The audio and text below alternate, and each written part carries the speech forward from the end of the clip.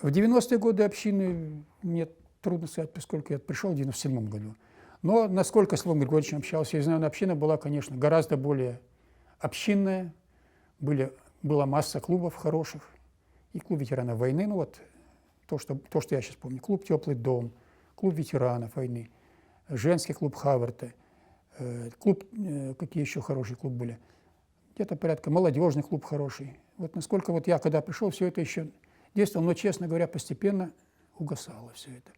Если говорить откровенно, года за 2 до ухода Льва Григорьевича он мне сказал: Рома, ты знаешь, вообще не становится трудно. Все эти источники, которые раньше поддерживали нас здорово, начинают постепенно отходить. Когда-то нас хорошо поддерживала корейская община, перестала в это время, уже года за 2 до моего прихода, уже перестала. Меньше стал помогать Джойнт, значительно меньше стал помогать. У них больше пошел уклон только на людей с небольшим достатком и так далее. Но в 90-е годы, прямо говорю, когда я пришел, уже община жила весело, община жила интересно. Клубы собирались постоянно, не говоря уже о всех праздниках. Праздники мы готовили заранее, все еврейские праздники готовили заранее. Значит, вечерами здесь всегда было весело, музыка, в выходные дни.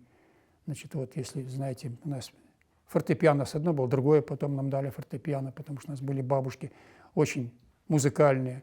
То есть община жила весело, были многочисленные клубы интересные, и община жила весело. Будем так говорить. Я уже не говорю об огромной помощи, которая оказывалась людям, и она оказывалась постоянно, регулярно. Вот. Потом постепенно критерии поменялись, начало постепенно уменьшаться количество людей, которые... Ну, и, прямо скажем, стало меньше евреев после лета, естественно, стало меньше. Но и сама помощь стала, значит, более целенаправленной. Если раньше Джойнт давал больше как-то финансирования, Джойнт, РЭК помогал больше, Российский еврейский конгресс, значит, больше помогали. Просто вливания были, я говорю, то, что и одежду давали поначалу, и еду, и прочее, и финансово помогали хорошо, то постепенно это дело, эти источники иссякали. Первое. Второе.